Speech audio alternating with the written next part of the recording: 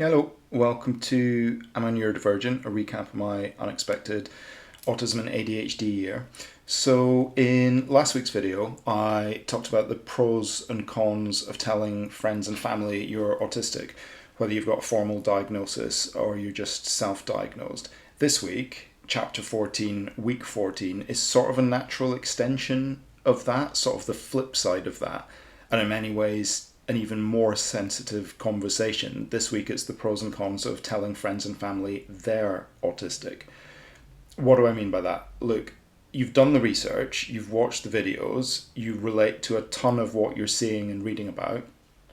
You're on the spectrum, okay, you 100% see it in yourself, but guess what? Once that Rubicon's been crossed, and if you know, you start seeing it in everyone. Because, lather, rinse, repeat, 1 in 7 people are neurodivergent, 1 in 100 people are on the autism spectrum. Everyone on this planet will either have met, know, or be related to someone on the autism spectrum. But let's get even more on the nose than that. If you're autistic yourself, or suspect you're autistic, you're even more likely to know or be related to someone on the spectrum. Why? 2 reasons. Number 1, neurodivergence tends to run in families and be hereditary. If you're autistic, more likely than not, others in your family may be too. Parents, siblings, cousins, grandparents. There's going to be some lemon in the family water somewhere. And reason number 2, on the friends front, neurodivergent people tend to naturally gravitate towards each other. If you're odd and quirky, your friends and the people you were drawn to are going to be odd and quirky. Even if none of you knew it at the time, if you're neurodivergent, if you're on the spectrum, then probably a higher percentage than usual of any friends you happen to make at school, at university, at work, are also going to be somewhere there or thereabouts too. So this is a good thing for you, right? Not necessarily, no. This higher than average strike ratio of friends and family who may also be autistic accordingly presents a couple of problems for you in terms of coming out to friends and family, telling them you're autistic like we talked about last week. First off, people in the spectrum who don't yet realise they're on the spectrum are less likely to recognise you being on the spectrum. If someone you know or are related to strongly pushes back at the notion you're autistic, let me guess some of the things they might be saying. That's not autism. Everyone does that. Everyone's got those traits. I do that. I've got those traits. You're just imagining things. Now, why might that be their response? Is the penny dropping yet? Let me tell you about one of the first times autism came onto my radar. A few years back at work, a colleague shared a video for Autism Awareness Week, years before it even occurred to me to even consider that I might be on the spectrum. I was a good colleague, so I watched that video to work out how I might better be able to support or make allowances for my colleague who might struggle in ways that I just didn't get. I watched that video, which was all the kind of usual visual representations like sensory overwhelm of walking down the street with dogs barking and kids shouting and open plan offices looking and feeling like trying to work in the middle of a death metal disco with strobe lights going off 24/7, everyone screaming and yelling and your thoughts racing at 100 miles an hour while you're trying to focus and systematize and process all the information around you. And you know what I thought watching that video back then was? I thought, fuck's sake, that's autism. Everyone struggles with that. The penny hadn't dropped for me yet back then. I hadn't hit my own wall yet, and I think particularly if autism and neurodivergence isn't something that's in your life that much, or maybe if your only experience with autism is around people with higher support needs than your own, sometimes it's only once you start to really struggle and start to question yourself at a later stage that you start to think, is there maybe something going on with me? Which is kind of a long way around of saying, be very careful with telling people you think they're autistic. Because even if it's blindingly obvious to you that they are, if they themselves aren't ready to hear it, they won't hear it. And by pressing the matter, you risk pissing them off and causing a ruckus with that person and maybe doing more harm than good. You can suggest but don't force it. In my experience, people have to get there on their own. If you've started to go through the process we talked about last time of letting people know about you, I'm pretty sure you'll have got that similar message, that similar response, right? Everyone struggles with that.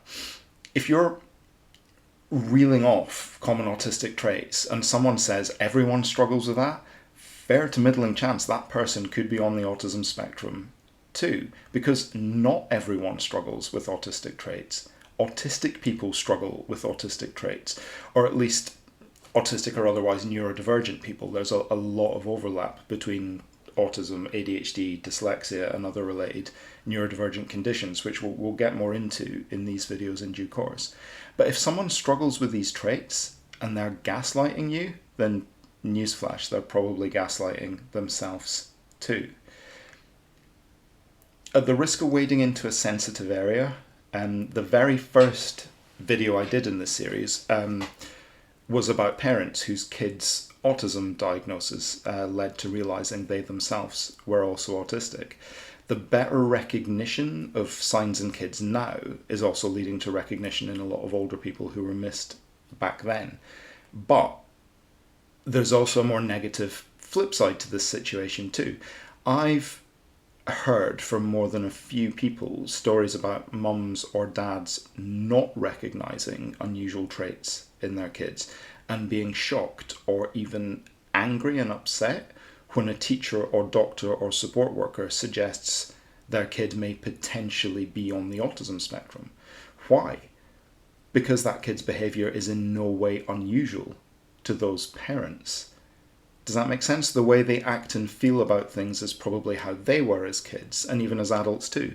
It's why it's sometimes hard for kids to get diagnosed, even when teachers suspect those kids may be autistic, when parents just don't see any issue or unusual behaviour, even if teachers or support workers do. It's just the way they are, they'll probably say. Now that could be a defence against stigma, of course. It could be a there's nothing wrong with my kid reaction, but there's at least a chance, there's another consideration. The autism comes from somewhere, right? There's that cliched joke. It's not even a joke. It's not a joke. It's because there's a lack of being able to medically identify any one specific gene that creates an autistic neurotype. That the only definite cause of autism that's been identified is autistic people having sex. But that's a wonderful, wonderful thing, and it keeps our beautiful tribe going. There's got to be a reason it's not been weeded out of the gene pool over time, right? And it's still a pretty prevalent neurotype. Nature knows what it's doing. The human race needs us just as much as it needs neurotypicals. We all just need to get along and communicate better. Teamwork makes the dream work. Long story short, how do you tell friends and family you think they're autistic? Should you tell friends and family you think they're autistic? Pros of doing so: it starts a conversation and can change life for the better for a person you care about and see struggling and want to help them understand their struggles. They might be unbelievably grateful to you to finally realize what's been tripping them up in certain situations socially or with communicating well, or that's frustrating them from achieving what they want to achieve in life. It might help them understand and unlock self-sabotaging repetitive routines or obsessive interests they've got themselves into a rut with over the years. It might help them understand their anxiety or meltdowns or emotional overwhelm that sometimes looms up and fells them without them being able to understand why. And it might finally, if they're ready for it, switch their own light bulb on and flip their life the right way up into goodness. The cons of doing so: when you push someone into a corner who wasn't ready to be in that corner, they'll likely lash out and hurt you to get out of there and not be in that corner. You can completely mess with someone's sense of self and identity by telling them when they're not ready to hear it. And kind of the polar opposite of last week's video, where the pros of telling friends and family that you're autistic are so vast, they broadly outweigh all the risks. The risks here of telling friends and family they're autistic, at least directly, to me, are too great and outweigh the potential positives. You also might be wrong. Like, trauma can look a lot like neurodivergence too. The most important thing to remember here is that telling people can go badly wrong. If people are on the autism spectrum and don't know, they have to get there on their own. I did. Like, I would just ask you, rewind to your own light bulb moment when the penny dropped for you. Remember how, for a lot of us, seismic the realization was that our brains are wired differently to how we thought they were. It can absolutely throw us for a loop. I think realizing I was likely autistic for the first time in my early 40s at least partly contributed to the stress breakdown / major burnout I had just a month or so after realizing. So just think about the potential consequences before you triumphantly go telling someone you think they're one of the special crew. They might not be ready to hear it and might cause them a considerable amount of mental distress. Just tread very carefully with this, I would say.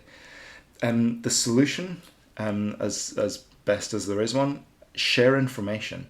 Talk about you. If you're not autistic yourself, but think someone you know is, say you've been seeing a lot of content about it. Say you did an online test. Share that online self-test. The AQ test, for example, that I talk about in chapters 1 and 2 of this series, and still always share in these video descriptions, the link to that. That's a good conversation starter. Share articles, share resources, share this YouTube channel. See what I did there? But above all else, go gentle and tread carefully. You're talking about someone's self-identity. Use the carrot approach, not the stick. Don't batter people over the head with this when they might not be ready. Offer a breadcrumb trail of clues to help them get there of their own accord, or at least starts them thinking about it in terms that don't just dismiss it outright as a ridiculous idea. Just talking about it opens up the conversation. Like in the weeks after I started telling people about my own diagnosis and shared the AQ test as the one that started me down the path, without prompting, one friend told me he suspected he's autistic, another that she suspects her husband is, another that her kids likely are. An ex-girlfriend actually told me she suspected I was years ago. And I was briefly annoyed about that she realised and didn't tell me. But I think things probably happen for a reason. On balance, I'm glad I came to my own conclusion at the point I did without anyone else telling me out of spite or forcing the issue on me. It's a huge thing, and I think you have to let people get there on their own. But by just talking about it and starting a discussion, it gets people asking questions that might start them down that path to realizing they have a neurodivergent condition, even if it's really obvious to you. If nothing else, by being open and having discussions, you become a mental health advocate by stealth. And that's something you probably thought you didn't have the spoons for, right? And talking about and sharing struggles is half the battle towards a world without them. So yeah, to sum up my rambles, the polar opposite of last week's video, basically, where the pros of telling friends and family you're autistic far outweigh the cons. In this instance, in my opinion, the cons of telling family and friends, or at least telling them outright and directly, outweigh the pros. Leave a breadcrumb trail, even if it's pretty big crumbs you're leaving, and let them get there on their own. Cheers. Thanks for listening. Please like and share this video, subscribe to the channel, all that good stuff that really helps me keep making these. And see you next Sunday for more of this journey. Bye.